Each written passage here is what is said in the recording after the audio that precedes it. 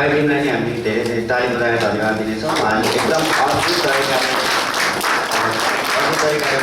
गरिरहेको छ। अब हामी नयाँ स्वागत गर्ने भागमा आएको छौँ। हजुरहरू मध्येमा कोही नयाँ हुनुहुन्छ भने उठेर आफ्नो स्थानमा उठेर आफ्नो परिचय दिन सक्नुहुनेछ।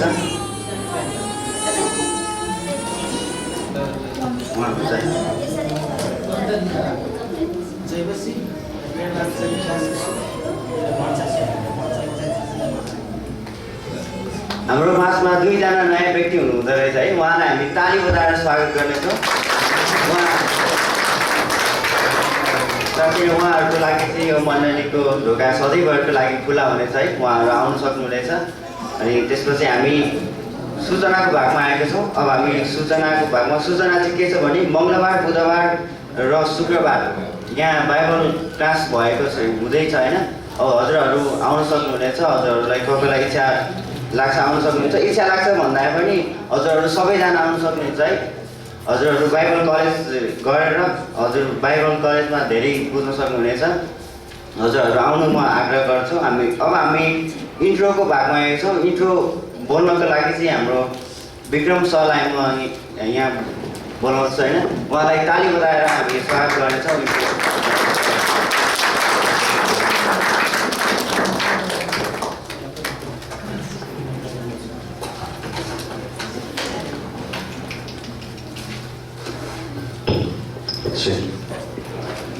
यहाँहरूलाई अभिवादन। जय मसिह। सन्चै हुनुहुन्छ? तपाईँहरू धेरै हुनुहुँदो रहेछ। पढ्दै हुनुहुन्छ, अझै धेरै पढ्नुहोस्। परमेश्वरले हामी चाहिँ वृद्धि हुनुपर्छ। परमेश्वरले वृद्धि हुनको निम्ति आशिष दिनुभएको छ होइन। उत्पत्तिदेखि नै उहाँले फल्दै फुल्दै वृद्धि हुँदै जाऊ, यो चाहिँ परमेश्वरको इच्छा हो। र जुनसुकै कुरा पनि रोपेपछि उम्रिन्छ। कहिले पनि त्यो एक नाश रहन सक्दैन, बढ्छ। जीवित कुराहरू चाहिँ के हुन्छ, बढ्छ नि होइन। अनि त्यो मरेको चिज चाहिँ के हुन्छ, बढ्दैन। त्यसबाट कुनै पाउला पनि पलाउने, त्यो चाहिँ एकदमै निष्क्रिय हुन्छ। अनि त्यस्तै हामी चाहिँ निष्क्रिय रहिरह्यो भने यो मण्डली के हुन्छ, मरेको मण्डली। तर बाइबलमा यसो कुछले काहीँ पनि भन्नु भएन मरेको मण्डली हुन्छ भनेर। मण्डली के हुन्छ, जीवित हुन्छ। यसकारण मण्डली चाहिँ वृद्धि हुनुपर्छ। हामी खुसी लाग्यो फेरि पनि तपाईँहरूको बिचमा। गएको कन्फरेन्सको समयमा पनि म आएको थिएँ र यहाँनिर तपाईँहरूको बिचमा आउने मौका मिलेन, किनभने उहाँ सहमतिको निम्ति पुग्नु पर्ने थियो। र शनिबारै बिहान हामी सिन्धुली पुगेर त्यहाँको सहमतिहरू भ्याएको थियौँ। र जसको कारण फेरि पनि तपाईँको बिचमा यो परिवारसँग भेटघाट गर्ने अवसर परमेश्वरले दिनुभएको छ। परमेश्वरलाई पनि धन्यवाद। सायद तपाईँहरूले धेरै प्रार्थना गरिरहनु भएको छ मिसन फेलको निम्ति, हामीहरूको निम्ति। विशेष गरी मेरो लागि म आशा गर्छु, तपाईँको धेरै प्रार्थनाको अपेक्षा गर्छु। परमेश्वरले तपाईँलाई प्रशस्तै आशिष दिनुभएको होस्। र तपाईँहरूको सपोर्ट नै त्यही हुन्छ।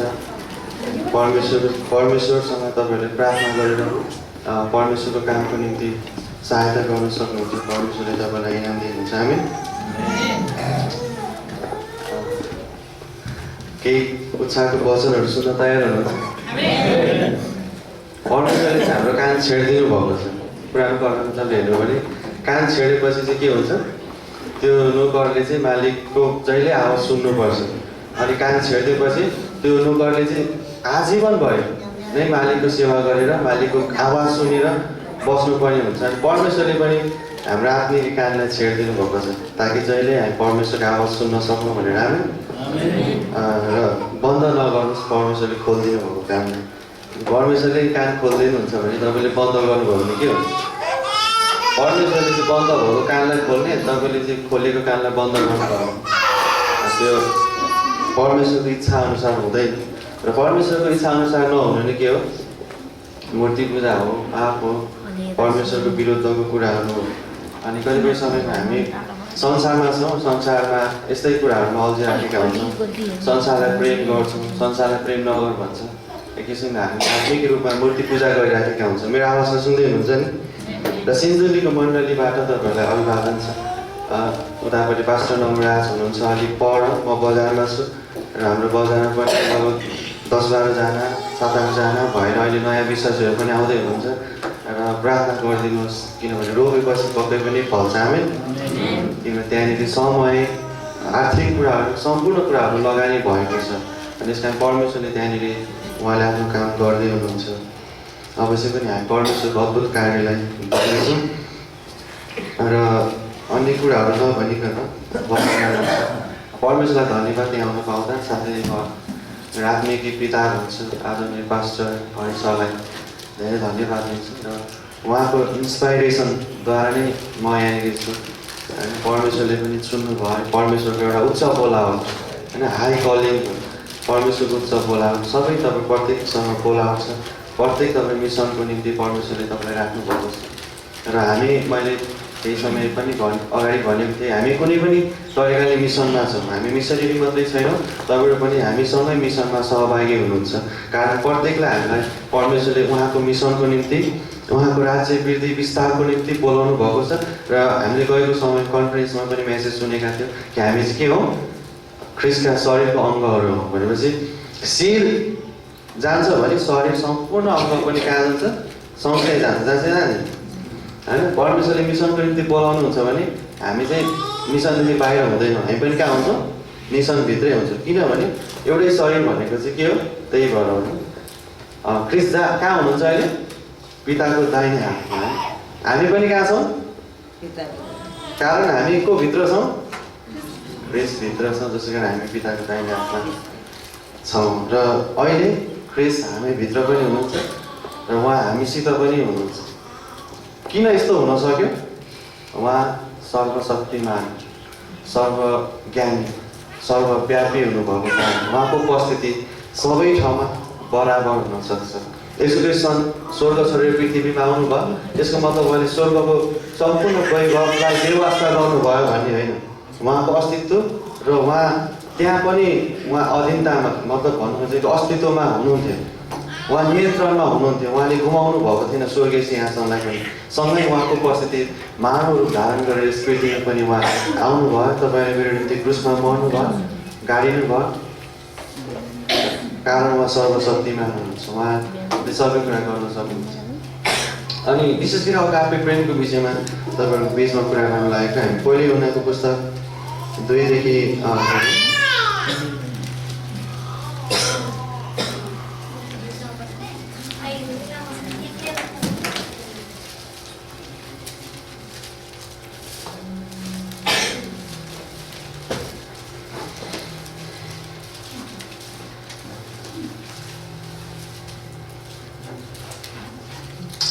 संसारलाई वा संसार भएको कुनै पनि थोकलाई प्रेम नगर। यदि कुनै मानिसले संसारलाई प्रेम गर्छ भने पिताको प्रेम त्यसमा हुँदैन। किनकि संसारमा भएको सबै थोक अर्थात् शरीरको अभिलाषा आँखाको अभिलाषा जीवनको सेकी पिताबाट आएको होइन तर संसारबाट आएका हुन्। संसार बिति जान्छ त्यसको अभिलाषा पनि बिति जान्छ तर परमेश्वरको इच्छा पुरा गर्ने चाहिँ सधैँको निम्ति रहन्छ। पहिलो कोरिन्थी 13:8 के भन्छ प्रेमको अन्त्य कहिले पनि हुँदैन। हामी पिताको इच्छा पालन गर्ने परमेश्वरलाई खोज्ने चाहिँ सधैँभरिको निम्ति रहन्छ। यस कारण यो प्रेम चाहिँ अगापे प्रेमको विषयमा कुरा गर्छ। संसारलाई अगापे नगर संसारलाई अगापे प्रेम नगर। प्रेमको विषयमा हेर्छ भने 4 किसिमको प्रेम हामी देख्छौँ। के हो ल भन्नुहोस् त। धेरैचोटि प्रचारकहरूले प्रेमको डेफिनेसनको विषयमा 4 प्रकारको प्रेमको विषयमा कुरा गरिरहनुहुन्छ। कतिजनालाई थाहा छ भन्नुहोस् त। थाहा भएको कुनै एउटा भन्नुहोस्। जस्तै मैले भन्दैछु एउटा प्रेम हजुर अगापे भनेर मैले बोलिरहेको थिएँ तपाईँले त्यही भन्नुभएको भए नि हुन्थ्यो। सँगै अनि 3टा प्रेम छ स्टोर्गे इरोस फिलियो। फिलियो भनेको साथीभाइ बिचको प्रेम, स्टोर्गे भनेको आमा बुवा र सन्तान बिचको प्रेम र इरोस भनेको चाहिँ श्रीमान श्रीमती बिचको प्रेम भनेर भन्छ। यो संसारमा 3 किसिमको प्रेम चाहिँ एकदम प्रचलित छ र मान्छेहरूलाई थाहा छ र एउटा प्रेम चाहिँ संसारले भुलिराखेको छ। त्यो के हो जसलाई एफिसीको पत्रमा पहिलो प्रेम पनि भनेको छ। एफिसीको मण्डलीले चाहिँ पहिलो प्रेमलाई छोडेको भन्छ। भनौँ मतलब अगापे प्रेमलाई भुलेको थियो उनीहरूले होइन। अनि यो संसारसँग चाहिँ प्रेमको विषयमा कुरा गर्दा संसारले धेरै तरिकाबाट प्रेमको डेफिनेसन दिन खोजिरहेको हुन्छ, परिभाषित गर्नु खोज्छ प्रेमलाई। तर संसारले पूर्ण रूपमा प्रेमको उच्च परिभाषा दिन सक्दैन। किन थाहा छ? प्रेम चाहिँ संसारबाट आएको होइन। बुझ्नुभयो? प्रेम चाहिँ संसारबाट आएको होइन। संसारबाट प्रेम निस्किन सक्दैन, शैतानबाट प्रेम निस्किन सक्दैन। यदि निस्किन्छ भने पनि त्यहाँ शर्त हुन्छ। त्यसकारण निस्किँदैन संसारबाट प्रेम, झोट हुन्छ त्यो। अनि प्रेम चाहिँ एउटा व्यक्ति हो भन्छ। तपाईँले पहिलो इम्नास पुस्तक चाहिँ 4:8मा हुनुपर्छ। 4:8मा प्रेम चाहिँ एउटा व्यक्ति हो। त्यो व्यक्ति चाहिँ को हो? परमेश्वर। Love is a person. त्यो पर्सन चाहिँ को? परमेश्वर। त्यस कारण प्रेम कुनै भावना होइन, कुनै फिलिङ्स मात्रै कुरा होइन, कुनै सोच मात्रै होइन। त्यसलाई त्यसरी लिन सकिन्न। प्रेम चाहिँ एउटा व्यक्ति हो, प्रेम नै परमेश्वर हुनुहुन्छ। अनि संसारले चाहिँ के भन्छ? प्रेम चाहिँ अन्धो हुन्छ भनेर, अनि उनीहरूको दृष्टिकोणमा। तर बाइबलले परमेश्वर प्रेम हुनुहुन्छ भनेर भन्छ। त्यसो भए कि परमेश्वर अन्धो हुनुहुन्छ त? होइन। तर त्यो भन्ने मान्छे चाहिँ अन्धो भइरहेको हुन्छ। आफ्नो कि आँखा प्रेमलाई हेर्ने दृष्टिकोण चाहिँ उसको अन्धो भइरहेको हुन्छ। जसको कारण उसलाई परमेश्वर अन्धो भएको जस्तो लाग्छ, वास्तवमा ऊ आफै अन्धो। हामी अनि के हुनु पर्ने हो? संसारमा यो प्रेमहरू छैन। संसारको सबै कुराहरू बितेर जान्छ, संसारको प्रेमहरू बितेर जान्छ। अनि अगापे प्रेम संसारलाई चाहिन्छ, हामीलाई अगापे प्रेम चाहिन्छ। र अगापे प्रेमद्वारा हामी निर्देशित भएको, अगापे प्रेमद्वारा घेरिएको, सुरक्षित गरिएको हुनु आवश्यक छ। आजको मण्डलीमा अगापे प्रेम हुन आवश्यक छ। आजको मण्डलीमा पास्टरले विश्वासीलाई गर्ने वास्ता अगापे प्रेमद्वारा हुन आवश्यक छ। कोही रोमीको पुस्तक 5:5 के भन्छ? आशाले निराशा गराउँदैन र परमेश्वरको प्रेम चाहिँ के गरेको छ? सम्पूर्ण रूपमा हाम्रो हृदयमा खन्याएको छ भनेर त्यहाँ बताएको छ। म पढ्छु। आशाले हामीलाई निराशा गराउँदैन, किनकि हामीलाई दिएको पवित्र आत्माद्वारा परमेश्वरको प्रेम हाम्रो हृदयमा खन्याइएको छ। कसरी खन्याइएको छ? नुहाउँदाखेरि बाल्टी उठाएर होइन, कतिले त्यसरी नुहाउने गर्नुहुन्छ, त्यो प्रेम खन्याइन्छ नि। त्यसरी नै परमेश्वरको प्रेम चाहिँ हामीपट्टि के गर्छ? अगापे प्रेम खन्याइएको छ। जब हामी परमेश्वरको प्रेम पहिला बुझ्न आवश्यक छ, किनभने हामी प्रेमविहीन छौँ मान्छे, हो कि हामी के हुन्छौँ? रित्तो हुन्छौँ। परमेश्वरको प्रेम हामीले पाएको हुँदैन, त्यो प्रेमको विषयमा थाहा नै हुँदैन हामीलाई। हामी चाहिँ एकदमै रित्तो हुन्छौँ। हामीलाई प्रेमको आवश्यकता छ, त्यो अगापे प्रेमको आवश्यकता छ। र त्यो प्रेम चाहिँ परमेश्वरले गर्नुहुन्छ। यसो भए हामीले परमेश्वरद्वारा पहिला प्रेम प्राप्त रिसिभ गर्न आवश्यक रहेछ, हो कि? किनभने हामी भोको छौँ प्रेमको, होइन? यदि परमेश्वरबाट म प्राप्त नगरिकन मसँग प्रेम नै छैन भने म अरूलाई कसरी बाँड्न सक्छु? सक्दिनँ। किनभने मसँग छँदै छैन, म कसरी दिन सक्छु? यस कारण मसँग हुनको निम्ति मैले कसैबाट लिनु पऱ्यो, होइन? कसैलाई शिक्षा दिनको निम्ति नि आफ्नो टिचरहरूबाट सिकिनु पऱ्यो पहिला। त्यस्तै यदि म अरूलाई प्रेम गर्न चाहन्छु, बाइबलले भन्छ मत्ती पुस्तक 22:37 छिमेकीलाई आफूलाई जस्तै प्रेम गर, परमेश्वरलाई प्रेम गर। यो कुराभन्दा अगाडि के हो?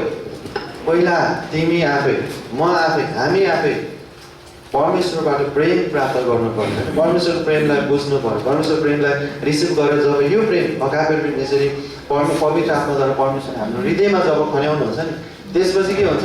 हामी परमेश्वरको प्रेमले भरिपूर्ण हुन्छ, हामी परमेश्वरद्वारा प्रेम गरिएको हुन्छ। त्यसपछि हामी के गर्छौँ? त्यसपछि दोस्रो स्टेप के हुन्छ? हामी आफैले आफूलाई प्रेम गर्न थाल्छौँ क्या। न त होइन म बाँच्नुभन्दा मर्नै बेस, म यो पृथ्वीलाई बोझ भार भनेर आफूलाई धिकार्ने मानिसहरूको निम्ति उसले आफूले आफूलाई पहिला प्रेम गर्न थाल्छ। जब परमेश्वरको प्रेमलाई उसले बुझ्छ र ऊ कति बहुमूल्य रहेछ भन्ने कुरा परमेश्वरको प्रेम उसले बुझेपछि थाहा पाउँछ। त्यसपछि उसले ओहो मलाई त परमेश्वरले यति धेरै प्रेम गर्नुभएको रहेछ, आफ्नो पुत्रै संसारमा पठाउनु भएको रहेछ, म त परमेश्वरद्वारा यति धेरै प्रेम गरेको मान्छे। त्यसपछि उसले आफूलाई बहुमूल्य देख्न थाल्छ, केही मोलको देख्न थाल्छ, त्यसपछि प्रेम गर्न थाल्छ। त्यसपछि के हुन्छ? उसले त्यही प्रेमले परमेश्वरलाई प्रेम गर्न थाल्छ। किनभने परमेश्वरलाई प्रेम गर्नको निम्ति अब उसँग प्रेम हुन्छ, किनभने पहिला परमेश्वर प्रेम उसले रिसिभ गरेको छ आफ्नो हृदयमा। अनि त्यही प्रेम चाहिँ परमेश्वरलाई उसले गर्न सक्छ। त्यही प्रेमद्वारा परमेश्वरलाई अगापे प्रेम गर्न सक्छ। परमेश्वरले यही प्रेम हामीबाट चाहनुहुन्छ कि तिमीले परमेश्वरलाई के भनेको छ? पहिला आएको के हो? आफ्नो परमेश्वरलाई आफ्नो सारा हृदयले, सारा शक्तिले, सारा के प्राणले, समझले प्रेम गर्नु। त्यो प्रेम गर्नु भनेको चाहिँ तपाईँले ग्रिकमा हेर्नु गयो भने अगापे गर्नु भनेको छ परमेश्वरलाई। कसरी हामी परमेश्वरलाई अगापे गर्न सक्छौँ? यदि परमेश्वरको अगापे प्रेम पहिला हामी रिसिभ नगरिकन, होइन? हामीसँग अगापे छ र हामीले गर्न सक्छौँ र संसारले दिन्छ अगापे दिँदैन, त्यो परमेश्वरले दिन्छ। त्यस कारण पहिला हामी त्यो अगापे प्रेमद्वारा भरिएपछि मात्रै हामी परमेश्वरलाई त्यो अगापे प्रेम फिर्ता गर्न सक्छौँ। फिर्ता गर्नु मतलब हामी गर्न सक्छौँ परमेश्वरलाई सम्पूर्ण सारा हृदयले। कहिलेकाहीँ मान्छेले होइन मेरो अलिकति जीवन चाहिँ अलिकति मेरो शक्ति चाहिँ संसारको कुराहरूलाई र अरू बाँकी भाग चाहिँ पाठ चाहिँ परमेश्वरलाई भन्छ। तर बाइबलले के भन्यो? सम्पूर्ण रूपमा पूर्ण जीवनले नै परमेश्वरलाई के गर्नु? प्रेम गर्नु। सारा बलले नै, सारा शक्तिले, सारा प्राणले, समझले नै परमेश्वरलाई प्रेम गर्नु। कति पनि संसारको निम्ति अन्य कुराको निम्ति ठाउँ नहोस् होइन, मौका नपाओस्। शैतानलाई धेरै ठाउँ चाहिँदैन। अलिकति छेउमा हमला राख्न पायो भने उसले सबै कुरालाई ध्वस्त बनाइदिन्छ। यस कारण परमेश्वरलाई सारा हृदयले तपाईँले प्रेम गर्न सक्नुहुन्छ। अनि त्यसपछि के हुन्छ? अब त्यसपछि तपाईँ अरूलाई पनि अगापे प्रेमले प्रेम गर्न सक्नुहुन्छ। हामी आफ्नो छिमेकीलाई, त्यहाँ भनेको छ नि दोस्रो पनि यस्तै छ होइन, आफ्नो छिमेकीलाई पनि कसरी प्रेम गर्ने रे?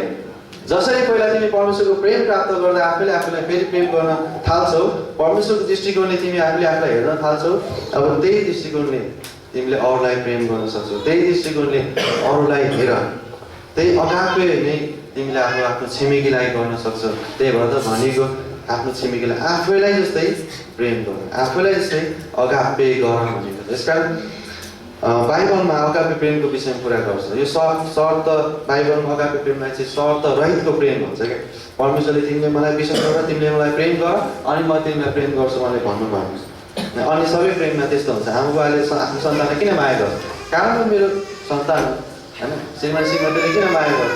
कारण मेरो श्रीमती हो। र त्यही एउटा आमाले आफ्नो सन्तानलाई जति माया गर्छ अर्कोको सन्तानले गर्छ नि गर्दैन, किनभने मेरो आफ्नो सन्तान होइन भने।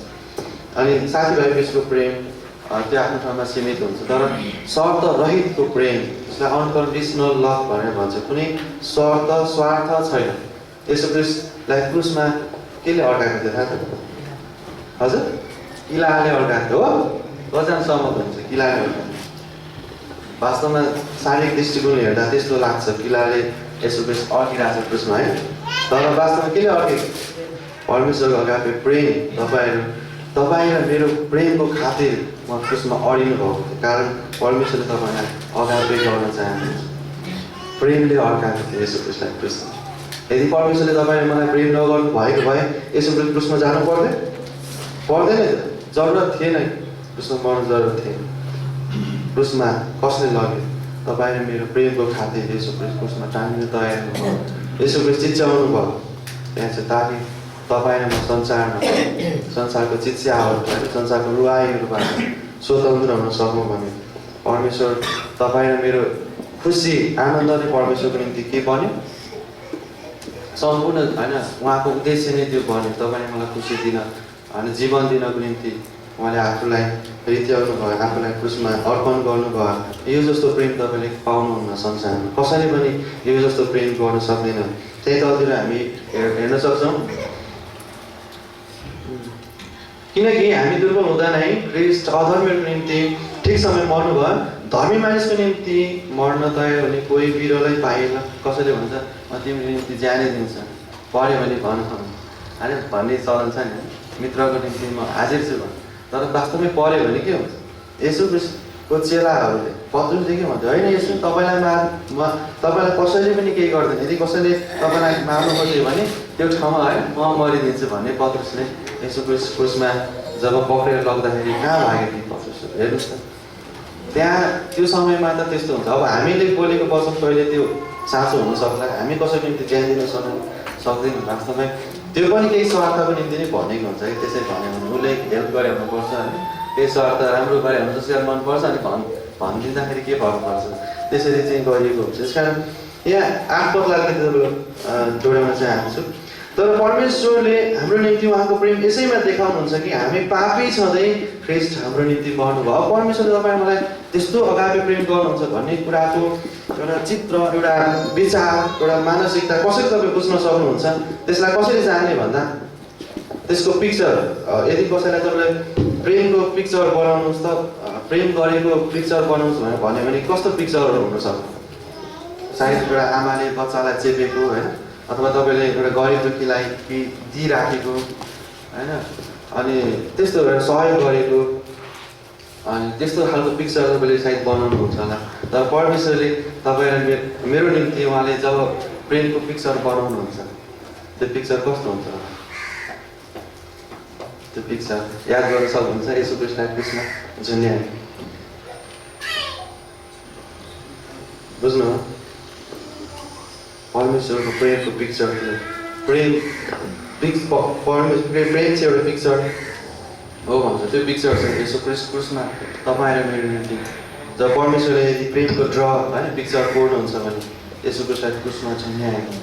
त्यस कारण हेर्नुहोस् त यो कस्तो खालको प्रेम हो होइन? हामीलाई अचम्म लाग्छ, ताजुब लाग्छ भने जस्तो। अलिकति एउटा एरिमियाको पत्रमा हामी छौँ। परमेश्वरले हामीलाई हेर्नुहोस् त कसरी प्रेम गर्नुहुन्छ। प्रभु विगतको समयमा हामी त यसो भन्दै देखा पर्नुभयो, सधैँभरि रहने प्रेमले मैले तँलाई प्रेम गरेको छु, मैले तँलाई दया गरी खिचेको छु, सधैँभरि रहने प्रेमले मैले तँलाई प्रेम गरेको छु। अलिकति लास्टमा एउटा व्यक्ति एउटा पास्टर अब सम्पूर्ण रूपमा केद्वारा भरिएको हुनुपर्छ, केद्वारा निर्देशित भएको, केद्वारा नियन्त्रित भएको हुनुपर्छ, अगापे प्रेमद्वारा नियन्त्रित भएको हुनुपर्छ। तपाईँको अन्य प्रेमहरू छोडिदिनुहोस्, शर्त सहितको प्रेमहरूलाई बन्द गर्नुहोस्। अब शर्त रहितको प्रेम गर्नुहोस् एकअर्कालाई। एउटा व्यक्ति, एउटा पास्टर, एउटा मण्डली नै सम्पूर्ण रूपमा के हुनुपर्छ? अगापे प्रेमद्वारा प्रेम गरिएको, प्रेमले घेरिएको, अगापे प्रेमले ढाकिएको हुनुपर्छ, अगापे प्रेमद्वारा नियन्त्रित भएको हुनुपर्छ, भरिएको हुनुपर्छ। एउटा विवाहमा पनि अगापे प्रेमद्वारा त्यो विवाह बाँधिएको हुनुपर्छ। यदि श्रीमतीले अर्कालाई अगापे प्रेमले प्रेम गर्न सकिन भने सायद त्यो विवाह क्षणिक हुन जान्छ। यसकारण श्रीमतीमा अगापे प्रेम व्यक्तिगत रूपमा हुन आवश्यक छ। श्रीमानले श्रीमतीलाई गर्ने प्रेम र श्रीमतीले श्रीमानलाई गर्ने प्रेममा, र आमा बुवा र सन्तानप्रतिको प्रेममा पनि अगापे प्रेम हुन आवश्यक छ। आफ्नो छिमेकी दाजुभाइ साथी मित्रहरूमा पनि अगापे प्रेमले प्रेम गरिन आवश्यक छ होइन? र यो संसारलाई अगापे गर्न सक्दैनौँ अनि अगापे संसारलाई नगर्नुहोस्, किनभने संसार भएको सबै कुराहरू के हुन्छ? बाइबलले भन्छ बितेर जान्छ। त्यस कारण जे कुरा बितेर जान्छ, जे कुरा क्षणिक छ, बाइबलले के भन्छ? त्यसको निम्ति परिश्रम नगर, त्यसको निम्ति पैसा खर्च नगर, त्यसको निम्ति लगाएर नगर, जे अनन्तसम्म रहन्छ त्यसको निम्ति खर्च गर। परमेश्वरको वचन, परमेश्वरको अगापे प्रेम सधैँभरिको निम्ति रहन्छ। जब यो प्रेमलाई तपाईँले कसरी बुझ्नुहुन्छ? जब तपाईँ बाइबल पढ्नुहुन्छ, परमेश्वरको अगापे प्रेमको व्याख्या तपाईँ र मेरो निम्ति के छ? सम्पूर्ण रूपमा बाइबलमा उल्लेखित भएको छ। त्यसकारण परमेश्वरलाई तपाईँले अगापे गर्न सक्नुहुन्छ जब तपाईँ परमेश्वरद्वारा पहिला भनिनुहुन्छ भने। यसकारण अरूलाई प्रेम गर्ने कोसिस नगर्नुहोस्, तर तपाईँ आफूले आफूलाई परमेश्वरलाई प्रेम गर्न दिनुहोस्। एउटा जब अगापे प्रेम मान्छेले महसुस गर्छ त्यसपछि के हुन्छ? एउटा स्टोरी, एउटा घटना भनेर बन्द गर्न चाहन्छु। एउटा 12 वर्षको कोची हुन्छ, उसको बुवा उसको परिवार चाहिँ एकदमै झगडा गर्नुहुन्छ। बुवाले एकदम जाँड खाने अनि अविश्वासी परिवार।